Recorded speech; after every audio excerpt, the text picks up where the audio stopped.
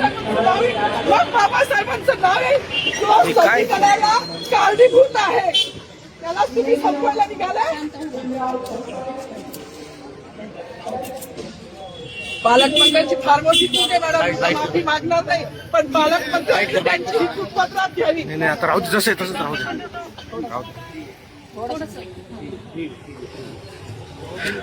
मला मीडियाशी घेणं नाही मॅडम, मला सस्पेंड केलं, मी वाळूचे गाड्या उपसील, मी माती काम करीन पण बाबासाहेबांची ओळख पुसून येणार नाही. मला सस्पेंड करायचं करू शकता मॅडम, बाबासाहेबाला संपवायचं काम करायचं नाही.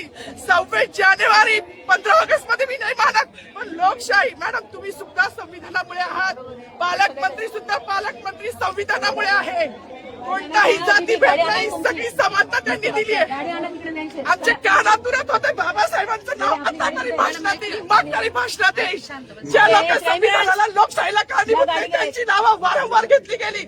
मग जो संविधानाला कारणीभूत आहे तो प्रजासत्ताक दिनाचा जो मानकरी आहे त्याचं नाव भाषणात का नाही.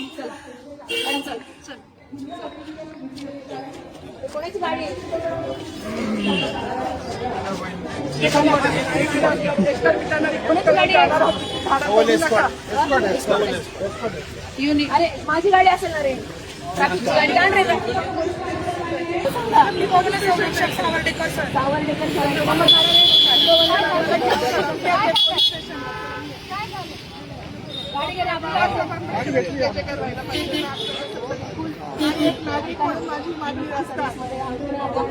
सांगितलं पाहिजे ना, सांगायला पाहिजे.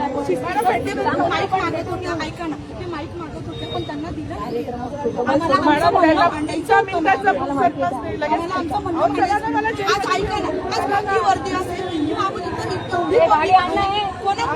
वर्दीवर मतदान करू शकतो,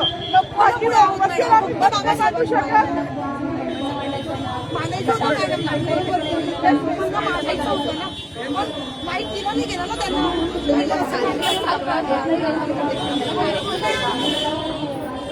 चला ना मॅडम, मी स्वतः येते मॅडम.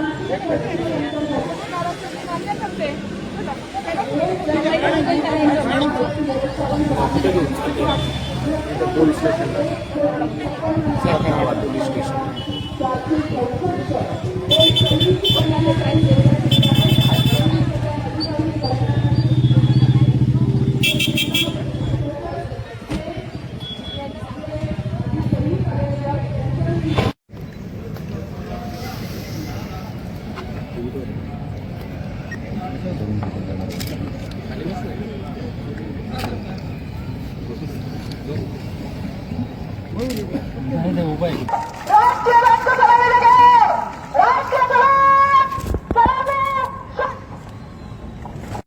तर त्या ठिकाणी गोंधळ घातला होता.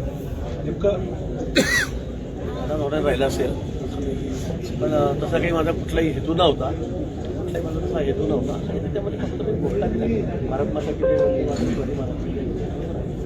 पण तसं काही असेल तर आम्हाला झालं असेल. त्यामागे कुठे काही मुद्दाम नाव डावलण्याचा वगैरे हेतू नाही. आणि मला वाटतं प्रत्येक वेळेला आपण त्यावर्षी भाषण टाकून ते तपासून बघा, त्यावेळेला काही होत नाही. यावेळेला काही वाटायचं निर्णय व्यक्त करतो.